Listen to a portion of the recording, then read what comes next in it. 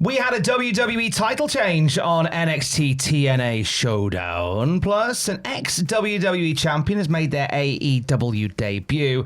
And Raja Jackson faces battery charges after the Syko Stu incident. It's all in the Cultaholic Wrestling news right now. We should address, before we start, this is Shagger Joel's first news video. Look at that. Right. How you doing? Look at this. Hosting the news. Wow. Next, it is the king of America. That's the next step up. Yeah, that's the logical step. Talking of titles, title change last night at Tom, Showdown. you are seamless, aren't you, at this? Oh, baby. We do our best, don't we? Yeah. So talk us through what happened last night at Showdown, in particular with the tag team titles.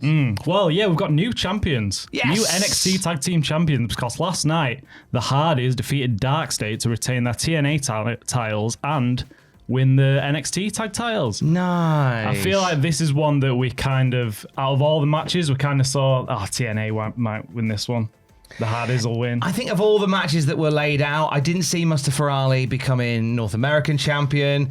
The elimination matches could have gone anyway, but with the Hardys, especially going into the match with Team 3D / the Dudley Boys at Pound for Glory, Makes it sense. made sense to give them both titles. This now means all the that's belts. it, Yeah. all the belts on all the shoulders, all four of them. But it now means, if I'm right, if I've done my maths right, Joel, this means that the Hardys have now won every iteration of the men's tag titles in WWE. I believe you have done it right. Yeah, WWF tag titles, the World tag titles, the SmackDown tag titles, the Raw tag titles. Yep. They had a tag title reign back in 2019, so this is a 6-year gap between 6 years? 21 to 6 years. Quick maths there. And this is their first NXT tag team title reign. And then afterwards we get the stare down with the Hardys, with the Dudleys. You looking forward to Bound for Glory? Yeah, it should be a good time. It feels like we're in 2001 again. Everything feels like it's 01 again. It does, doesn't it? It's almost to the point where we also had another return to a WWE ring in Matt Cardona. That's next week. This is exciting. So Matt Cardona had a meeting with Ava last night on NXT and seemed very keen to get in the mix with things. Josh Briggs bursts into Ava's office, wants a match with Matt Cardona. Yeah. He's got that for next week. Matt Cardona's first match in WWE I believe the medical term is yonks. Yonkers years. 5 years. 5 years, wow. Since he lost to Bobby Lashley in less than 2 minutes. Jesus Christ. And you know what? I kind of think he might lose here as well. Really? They like Josh Briggs. I think it'll give Josh Briggs a lot of heat if he beats Matt Cardona. Ooh, Indie darling. Yeah. I think that was it. I never thought. I always assumed he'd come back with a big win. Yeah, it could do. It could go either way, I think. It was funny in this segment as well. Matt Cardona just hid behind the door. That was good. When Josh Briggs came in. And then kind of comes out and then just accepts how daft NXT is for these things happening. I love how this stuff works. yeah. Good to see him back though. That'll be a fun match. Oh, it's great to see him back. Yeah, I'm so happy to see him. Also a return to action for a former NXT and WWE Tag Team Champion last night on Dynamite Title Tuesday. I didn't see this one coming. Yeah, former WWE and NXT Tag Team Champion Caden Carter made an AEW debut last night on Dynamite.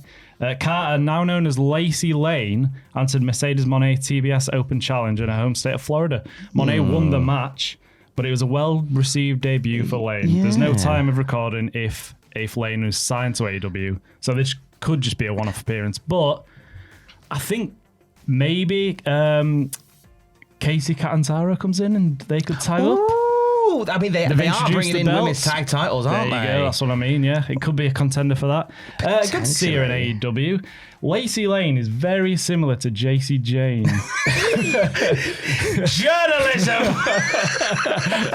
Journalism, Yes. we're going to call that. Have you know? It is very close. Very close. I hope they don't stand in a post office queue together because it might be confusing if people can't hear the first consonant of everybody's name. But it'd be interesting to see what they do with her if she is if she does sign with AEW, how they view her as a star, where she is on the card. But I would like to see them go for the tag titles if they get Casey in as well. I think you nailed that there. Casey Catanzaro and Kate Carter, or Lacey Lane, not to be confused with Jacy Jane. Yes. On the AEW Women's Tag Division scene, that would be very, very nice. I'm up for it. Because they've got a lot of women on the roster, but not too many tag teams, really. Yeah. To go for those belts. The fear is that you just have this situation where you just throw two singles wrestlers together. That's going to happen a lot, I think, yeah. But can they coexist? No, I don't know. I find it very tiring.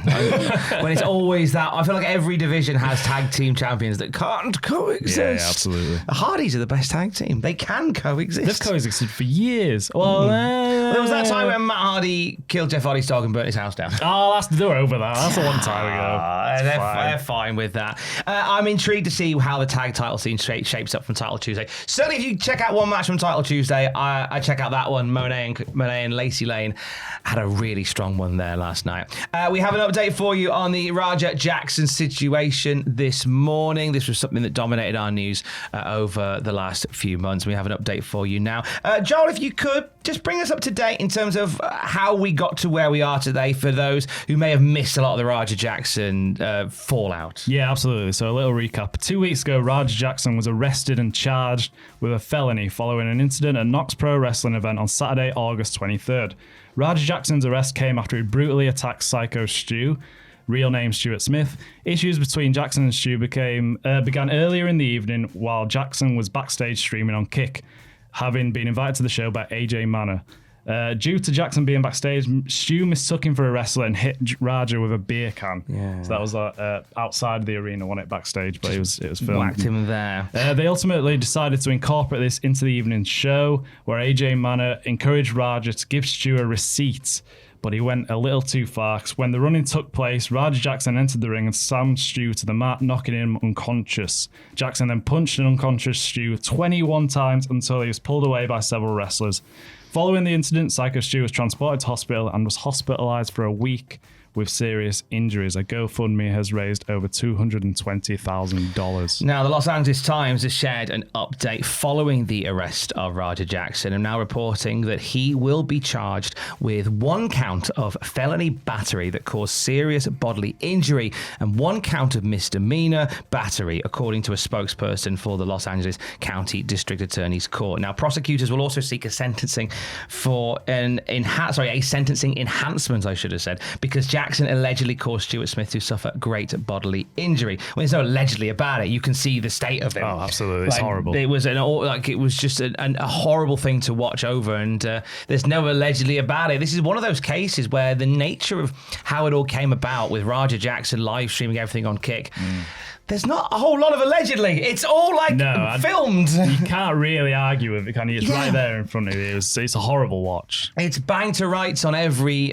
single part of that one. But a sentencing enhancement is a legal provision, for those who don't know, that adds time to a criminal sentence or makes it more severe due to factors beyond the core crime itself. This is such as a poor criminal record, the use of a weapon, a biased motive, or the commission of a crime in a sensitive location. And it's believed that there is a case that is strong enough that could see a much stronger sentence passed for what he is being charged with.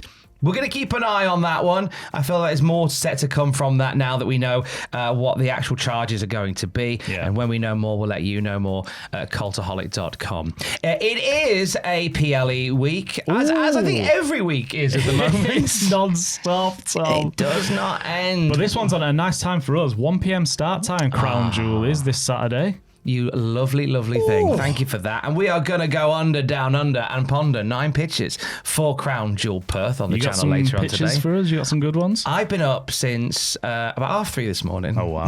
Jesus Christ. That's no surprise. The cat woke me up to start with. Right, okay. But then I'm doing some radio work at the same time. So I've been up since 3:30 doing that. And then I went, I'm going to write my pitches. And you know what? There is something about being awake that early in the morning, a little bit delirious, 2 coffees in, My pictures are nice brilliant. and peaceful. It's still dark out. It's right by candlelight. You make me sound Dickensian. That was it. Right by candlelight and wait for the plague man to come round. I've written some banging pictures. I'm just saying. They're on the channel later today. Predictions as well with Sam and Andrew coming later on this week, and they'll do live reactions for it as well. You'll have what happened with Fraser. I'm away this weekend, so Fraser's looking after the what happened at, and Ross will be back from his sojourner for WTF moments as well. And we will be on the podcast this week talking all about the build up to it as well. Yes, very exciting. Yeah, you're back on again. Back on again with the ill behaviour. Since you let me into your world, which is the podcast, I thought I'd let you into my world, which is the news. Hey, it's a pleasure, Tom. Thanks for having me. Comments down below for Shagger Joel. Yeah. Let's do all of that. And for the very latest wrestling news at any time, you can check out cultaholic.com. Stay safe.